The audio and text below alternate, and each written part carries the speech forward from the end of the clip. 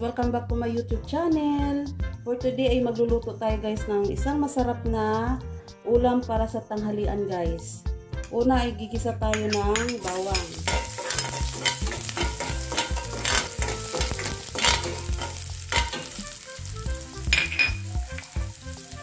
Sunod naman natin guys yung sibuyas.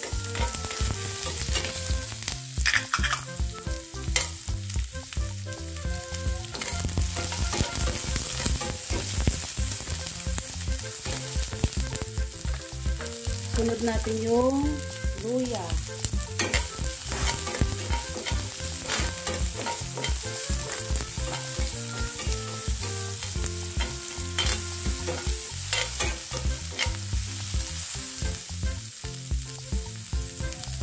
Ilagay natin yung ating manok guys.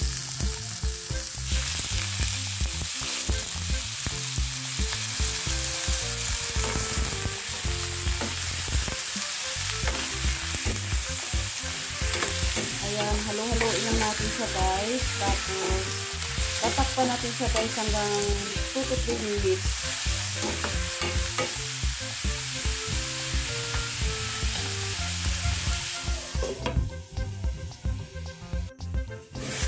Ayan.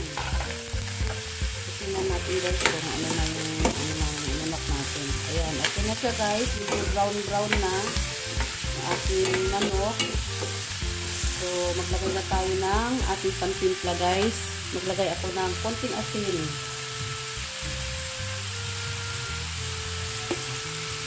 Maglagay tayo ng paminta. At yung ating chicken cubes guys. Ang bango at nakasarap.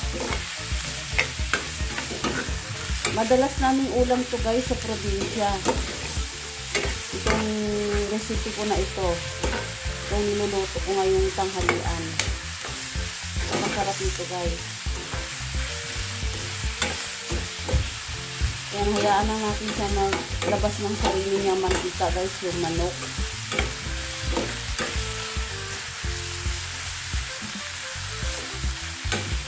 Tapos ilagay ko na rin yung tanglad guys.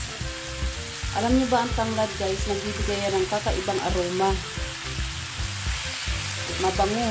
Mabango yan sa isang recipe guys, isang niluluto natin ulam.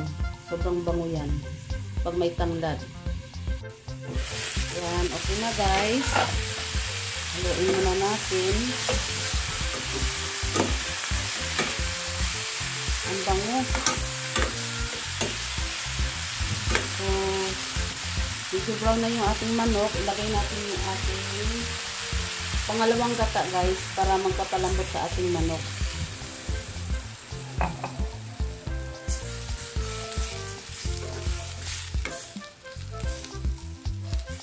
Ayan.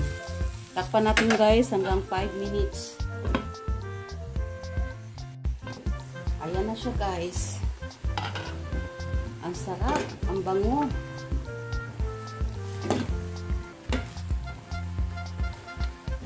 Ngayon naman guys, ilagay natin yung ating papaya.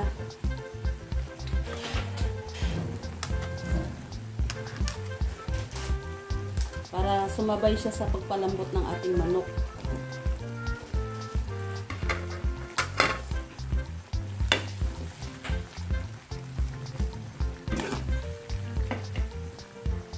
Sarap nito guys. Sobra. Makakaubos ka ng maraming kanin dito guys pag ganito yung ulam mo.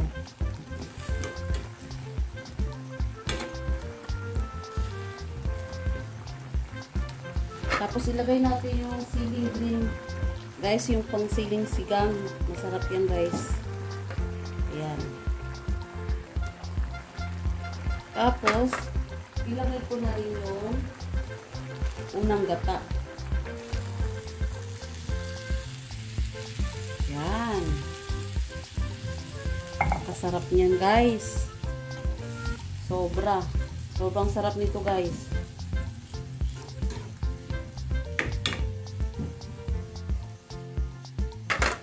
Tapos takpan natin siya ulit. babalikan natin yan maya-maya guys. Wow!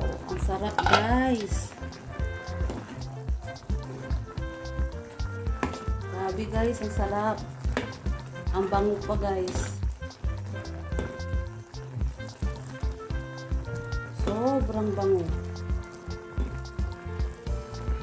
Wow! So, ang ilagay naman natin guys, yung pinakahuli nating gulay ay yung pichay.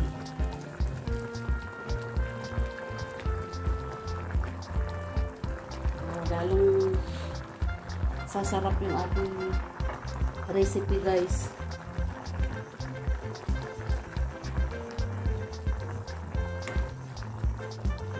Ganyan lang siya guys.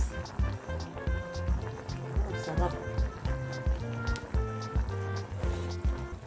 Saktong-sakto sa timpla guys. Ayan.